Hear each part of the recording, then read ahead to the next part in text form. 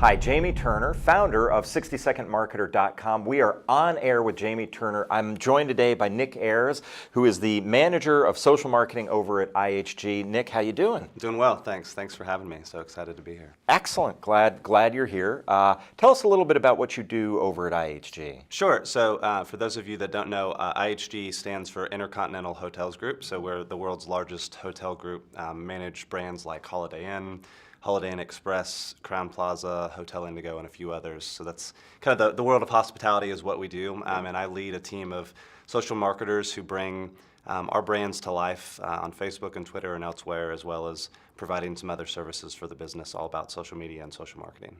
Cool. So you do a lot of that, and I think previously you were at another large organization. Yep. I worked at Home Depot, so worked at a large home improvement retailer here in the States, doing a lot of the same sort of stuff. My background is really in interactive marketing and entrepreneurship and some strategy work, so I was a good fit there, and was really excited about the opportunity to take on hospitality at IHG, and I've been here for a little over 2.5 years now. Cool. Been at IHG. And what are some of the successes that you've had? What are the things that you've learned when you've done this and said, all right, I've now learned sort of what's working, what's not working? Share that with us. Yeah, I mean, I think the thing that has been successful for us, regardless of where we've been, has really been trying to find the right place for social as part of the marketing communication mix. Mm-hmm. It's really been for us more about integration than sort of just add-on elements related to socials, where our biggest wins have come, right? So there's a lot of opportunity to do really cool and exciting and engaging things in social, but I think sometimes we get kind of caught up in that and lost in saying, okay, we need to do something on Facebook just because it's Facebook. And I think when we've been able to really have big wins has been when we've been able to say, how do we take some of this really cool, fun, exciting stuff and make it a part of a larger campaign, and then really blow it out from there. So we've done some stuff with our loyalty program that's really been able to allow us to do that. I've really drilled into a couple different elements of brands like Hotel Indigo and Holiday Inn to sort of say, let's take things like pets as an example, which is big for both Hotel Indigo and a couple of our other brands, and let's do some fun stuff with that is, again, a part of things that we do elsewhere, but we can bring to life in some interesting ways in social that we couldn't elsewhere. So what'd you do with pets? I'm curious on that. Yeah, so there are a couple different things. So for Hotel Indigo, they have this thing called Cocktails for Canines, which is pretty much what it sounds like, right? So I'm not a pet person, so I learn vicariously, but basically you bring your pet with you to a happy hour, and so we've been able to drink. Yeah, of course. You got to be careful how much you give poodles, right. But no. So they each of our different locations around the U.S. host these events at different times throughout the week or throughout the year, and so we've really been able to use social to kind of amplify that and showcase pictures and that sort of stuff that comes out of that. One of the things that I think works so well on social is when you have something that people are passionate about. So a lot of times nonprofits do a great job with social, and it sounds like you guys as a for-profit went in and said, what on the consumer side can we tap into that people are passionate about and link it to some of the brands? And it sounds like it was really successful. Yeah, and I think that's spot on, right? I think, again, it's easy to get lost in the what can we create on social and try to create and generate excitement around that. And sometimes that's, can happen, but it's easier to say, look, let's take what we know about our customers, what we know about our guests, and what already excites them, and try to find some new and interesting ways. So again, pets was one. We did similar things with Holiday Inn. They just had their 60th anniversary this year, and that people love to share photos about sort of things that they've done on vacation and places that they've seen, and odd family. You've probably seen the awkward family photo or family, right? Not that bad, right?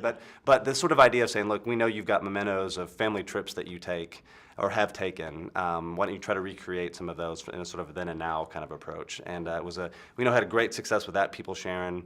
I think the weirdest one we saw was there was like literally a donkey that was shared as one of the kind of before and after, which was interesting. But again, it's one of those places that people are they're just passionate about. They love to share their experiences. Yeah. A lot of time that's via photography, and this was a great opportunity to leverage that. So again, it's taking something people are passionate about or something people are doing already. Exactly. Not trying to get them to do something new, but say, hey, you're sharing these photos. Why don't you share it through us, and then we can become part of the equation. Yeah, or as a slight tangent to say, we know you're passionate about X, you may not be doing anything with that yet, but here's an opportunity for you to do so. So to your point, whether it's a charity sort of situation or whether it's a hobby that they might have or a particular interest that they have, how can we kind of tease out something that they might do in the offline world and bring it to life in the online world? Excellent. Last question for you.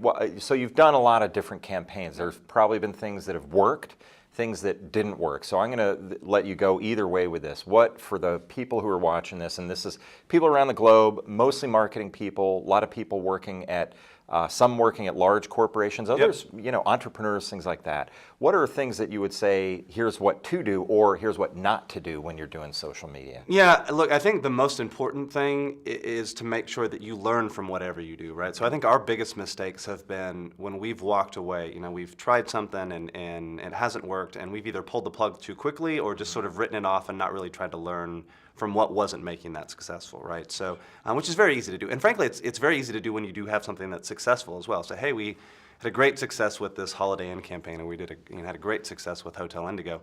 I think where we fail as marketers is where we don't learn from what's worked and what's failed. And so where our biggest opportunities have been, realizing, it's very easy to get sort of caught up in the progress that we make. I move from campaign to campaign and initiative to initiative, but it's really important to take some time and say, okay, it was unfortunate this failed, but what failed about it? Was it on us as the client? Was there something that just didn't resonate with customers? Gotcha. And how can we learn from that to not necessarily, again, sort of, fail the whole idea, but to say, okay, well, this didn't work, but these elements actually did perform pretty well or had the opportunity. Or conversely, all of this went really well, but there were a couple things that we could do better in the future to make it more engaging. So it's not only learning from your mistakes as much as your successes, as well. But it sounds also like testing and making sure that you measure things so that you can figure out where you did go wrong or where you did go right. Yeah, and I think, to that point, you probably heard of this idea of fail fast, and I think Best Buy probably championed that. And I think it's tougher in social for sure. Especially when you're a bigger brand. You try something and everybody sees what you've tried, so it can be hard to fail fast. But I think what we sort of take away is that you can't not fail, right? I mean, it's unrealistic to think that everything that you do will always be successful. And so I think what's tough for us as marketers and frankly tough, as humans, is to say, okay, well, if I'm going to fail, I got to do something with that. I don't just want to run away from it as fast as I can. So find your opportunities to learn from what didn't work and don't do it again in the future. Excellent.